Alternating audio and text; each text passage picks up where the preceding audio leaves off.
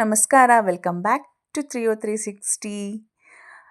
ಎಲ್ಲರ ಮನೆಯಲ್ಲೂ ಎಲ್ಲರ ಮನದಲ್ಲೂ ಬೆಳಕು ಮೂಡಲಿ ಅಂತ ಹೇಳ್ತಾ ನಾನಿವತ್ತು ಎಲ್ಲರಿಗೂ ದೀಪಾವಳಿ ಹಬ್ಬದ ಶುಭಾಶಯಗಳನ್ನು ತಿಳಿಸ್ತಾ ಇದ್ದೀನಿ. ದೀಪಾವಳಿ ಇದು ಎಲ್ಲರ ಮನೆಯಲ್ಲೂ ದೀಪಗಳನ್ನ ಹಚ್ಚಿ, ರಂಗೋಲಿ ಕಲರ್ ರಂಗೋಲಿಗಳನ್ನ ಹಾಕಿ ತುಂಬ ವಿಶೇಷವಾಗಿ ಆಚರಣೆ ಮಾಡ್ತಾರೆ. ಈ ದೀಪಗಳಿಂದ ದೀಪಗಳನ್ನು ಹಚ್ಚುವ ಹಬ್ಬ ಅಂತಲೇ ಕರಿಬೋದು. ಭಾರತದಲ್ಲಿ ಸಾಂಪ್ರದಾಯಿಕವಾಗಿ ಪಂಚಾಂಗ ಚಂದ್ರಮಾನವನ್ನು ಅವಲಂಬಿಸಿವೆ. ಅದರಂತೆ ಅಶ್ವಯುಜ ಮಾಸ ಕೃಷ್ಣ ಪಕ್ಷ ಚತುರ್ದಶಿ, ಅಮಾವಾಸ್ಯೆ ಹಾಗೂ ಕಾರ್ತಿಕ ಮಾಸ ಶುಕ್ಲ ಪಕ್ಷದ ಪಾಡ್ಯ ಈ ದಿನಗಳಲ್ಲಿ ದೀಪಾವಳಿಯನ್ನು ಆಚರಿಸಲಾಗುತ್ತೆ.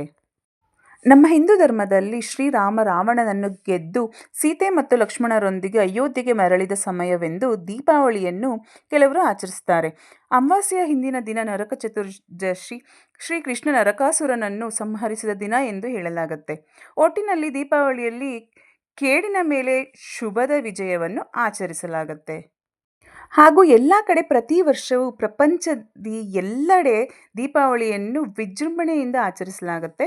ಹೊಸ ಬಟ್ಟೆಗಳು, ಸಿಹಿ ತಿಂಡಿಗಳು, ಎಲ್ಲದಕ್ಕೂ ಹೆಚ್ಚಾಗಿ ಪಟಾಕಿಗಳಿಂದ ದೀಪಾವಳಿಯನ್ನು ಪ್ರಸಿದ್ಧ ಮಾಡ್ತಾರೆ. ಉತ್ತರ ಭಾರತದಲ್ಲಿ ದೀಪಾವಳಿಯ ಸಮಯವೇ ಹೊಸ ಆರ್ಥಿಕ ವರ್ಷದ ಪ್ರಾರಂಭ ಸಹ ಹೌದು.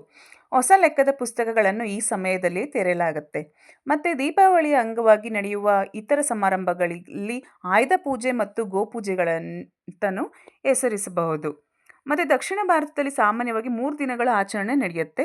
ದಕ್ಷಿಣ ಭಾರತದಲ್ಲಿ ನರಕ ಚತುರ್ದಶಿಯು ಪ್ರಮುಖವಾದರೆ, ಉತ್ತರ ಭಾರತದಲ್ಲಿ ಅಮಾವಾಸ್ಯೆ ಎಂದು ಆಚರಿಸಲಾಗುವ ಲಕ್ಷ್ಮೀ ಪೂಜೆ ಮುಖ್ಯವಾಗಿರುತ್ತೆ. ಈ ನಮ್ಮ ದೀಪಾವಳಿಯು ದೇಶಾದ್ಯಂತ ಅತ್ಯಂತ ಸಂಭ್ರಮ ಸಡಗರದಿಂದ ಆಚರಿಸಲಾಗುತ್ತೆ. ಮತ್ತು ಇದು ಹತಾಶೆಯ ಮೇಲೆ ಭರವಸೆಯ, ಅಜ್ಞಾನದ ಮೇಲೆ ಜ್ಞಾನದ ಮತ್ತು ಕತ್ತಲೆಯ ಮೇಲೆ ಪ್ರೀತಿಯನ್ನು ಎತ್ತಿ ಹಿಡಿಯುವ ಹಬ್ಬವಾಗಿದೆ. ಮಿನುಗುವ ದೀಪಗಳು ಮತ್ತು ಬೆರಗುಗೊಳಿಸುವ ಪಟಾಕಿಗಳನ್ನು ಮೀರಿ ದೀಪಾವಳಿಯು ಕೃತಜ್ಞತೆಯನ್ನು ವ್ಯಕ್ತಪಡಿಸಲು, ಬಂಧಗಳನ್ನು ಬಲಪಡಿಸಲು ಮತ್ತು ನಮ್ಮ ಸುತ್ತಲಿನ ಎಲ್ಲರೊಂದಿಗೆ ಸಂತೋಷವನ್ನು ಹಂಚಿಕೊಳ್ಳುವ ಹಬ್ಬವಾಗಿದೆ. ಸಕಾರಾತ್ಮಕತೆಯನ್ನು ಸ್ವೀಕರಿಸಲು ಮತ್ತು ಸಂತೋಷ, ಉತ್ಸಾಹದಿಂದ ಹೊಸ ಆರಂಭಗಳನ್ನು ಸ್ವಾಗತಿಸಲು ಇದು ಒಂದು ಕ್ಷಣವಾಗಿದೆ. ಹಾಗೆ ನಾವು ನಮ್ಮ ಮನೆಯಲ್ಲಿ ಸಡಗರದಿಂದ ರಂಗೋಲಿಗಳನ್ನೆಲ್ಲ ಹಾಕಿ, ದೀಪಗಳಿಗೆ ಬತ್ತಿ ಹಾಕಿ, ಅದಕ್ಕೆ ಎಣ್ಣೆನೆಲ್ಲ ಬಿಟ್ಟು ಸಿದ್ಧತೆನ ಮಾಡ್ಕೊಂಡ್ವಿ. ನಾವು ಅಷ್ಟೇ ಪ್ರತಿ ವರ್ಷ ಹೇಗೆ ಮಾಡ್ತೀವೋ ಅದೇ ರೀತಿ ಎಲ್ಲನೂ ರೆಡಿ ಮಾಡಿಕೊಂಡು ಹಬ್ಬಗಳನ್ನ ಮಾಡೋದಕ್ಕೆ ತಯಾರಾದ್ವಿ. ನನ್ನ ಮಗಳು ಒಂದು ಸ್ಪೆಷಲ್ ದೀಪ ಮಾಡಿದ್ಲು. ಇದೇನೇ ತುಂಬಾ ಚೆನ್ನಾಗಿದೆ ಇದು. ಅಂದರೆ ಅವಳೇ ಪೇಂಟಿಂಗ್ ಮಾಡಿ ದಿಯಾನ ಅಂಟಿಸಿ ಅವಳೇ ಮಾಡಿದಂಥ ದೀಪ ಅದು ಕೂಡ ಒಂಥರ ಅಟ್ರಾಕ್ಟಿವ್ ಆಗಿತ್ತು, ಡಿಫ್ರೆಂಟ್ ಆಗಿತ್ತು.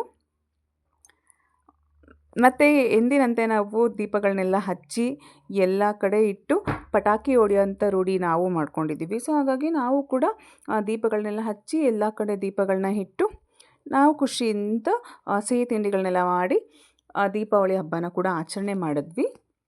ಮತ್ತು ನಾವಷ್ಟೇ ಅಲ್ಲ, ಈ ದೀಪಾವಳಿಯಲ್ಲಿ ಎಲ್ಲರೂ ತಮ್ಮ ಮನೆಗಳು, ಅಂಗಡಿಗಳು ಏನಿರುತ್ತೋ ಅದನ್ನೆಲ್ಲನೂ ಸ್ವಚ್ಛ ಮಾಡಿ ಅದಕ್ಕೆ ನೀಟಾಗಿ ಅಲಂಕಾರ ಮಾಡಿ ಪೂಜೆನ ಮಾಡ್ತಾರೆ.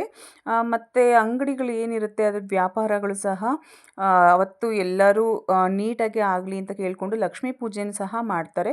ಮತ್ತು ಚಿನ್ನ, ಬೆಳ್ಳಿ, ಇತರ ಅಮೂಲ್ಯ ಲೋಹಗಳೇನಿರುತ್ತೆ ಅದನ್ನೆಲ್ಲ ಮನೆಗೆ ತೊಗೊಂಡು ಬರ್ತಾರೆ. ಧನ್ತೆರಸ್ ಅಂತ ಇರುತ್ತಲ್ಲ, ಅದು ಮಂಗಳಕರ ದಿನ ಎಂದು ಪರಿಗಣಿಸಲಾಗಿದೆ. ಸೊ ಹಾಗಾಗಿ ಅವರು ಧನ್ತೆರಸ್ ದಿನ ಮನೆಗೆ ಚಿನ್ನ, ಬೆಳ್ಳಿ ಅಥವಾ ಏನಾದರೂ ಒಂದು ಮೌಲ್ಯವಾದ ವಸ್ತುಗಳನ್ನ ತಂದಿಡ್ತಾರೆ. ಹಾಗೆ ನರಕ ಚತುರ್ದಶಿ ಅಂದರೆ ಕೃಷ್ಣನು ನರಕಾಸುರ ಎಂಬ ರಾಕ್ಷಸನ ಕೊಂದಿರೋಂಥ ದಿನ.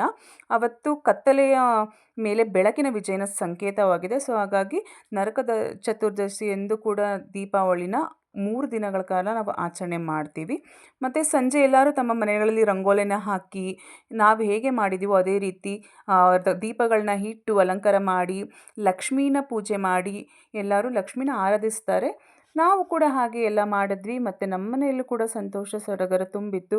ನಾವು ಪಟಾಕಿಗಳನ್ನೆಲ್ಲ ಹೊಡೆದ್ವಿ, ಎಲ್ಲರೂ ಖುಷಿಯಾಗಿದ್ವಿ. ಮತ್ತು ಈ ದೀಪಾವಳಿ ಸಂದರ್ಭದಲ್ಲಿ ಮುಖ್ಯವಾಗಿ ಆಕರ್ಷಣೀಯವಾಗೋದು ಪಟಾಕಿಗಳೇ ಅಂತಲೇ ಹೇಳ್ಬೋದು. ಈ ಪಟಾಕಿಗಳನ್ನೆಲ್ಲ ಹೊಡೆದು ಮಕ್ಕಳು ಎಂಜಾಯ್ ಮಾಡ್ತಿರ್ತವೆ. ಮತ್ತು ಪಟಾಕಿಗಳು ಕೂಡ ನಮ್ಮ ಸುತ್ತಮುತ್ತ ವಾಸವಾಗಿರುವ ಪ್ರಾಣಿಗಳಿಗೆ ಹಾನಿ ಮಾಡಬಾರ್ದು ಅಂತ ಅದು ಮಾಡ್ತೇವೆ. ಸೊ ಹಾಗಾಗಿ ನಾವು ಸುರಕ್ಷಿತವಾಗಿ ನೋಡ್ಕೋಬೇಕು. ಸೊ ಹಾಗಾಗಿ ಅದೆಲ್ಲ ನಮ್ಮೆಲ್ಲರ ಜವಾಬ್ದಾರಿಯಾಗಿರುತ್ತೆ.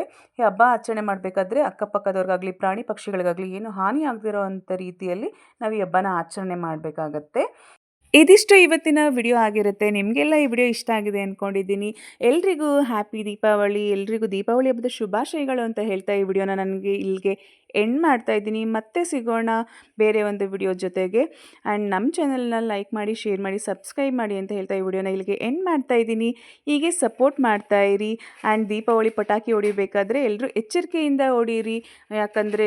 ಯಾಕಂದರೆ ಹಬ್ಬ ಮಾಡಬೇಕಾದ್ರೆ ಖುಷಿ ಇರಬೇಕೇ ಹೊರತು ನಾವು ದುಃಖದ ಪರಿಸ್ಥಿತಿಗೆ ಹೋಗಬಾರ್ದು. ಹಾಗಾಗಿ ಎಲ್ಲನೂ ಲಿಮಿಟಾಗಿರಲಿ ಅಂತ ಹೇಳ್ತಾ ಎಲ್ಲರೂ ಹಬ್ಬನ ಎಂಜಾಯ್ ಮಾಡಿ.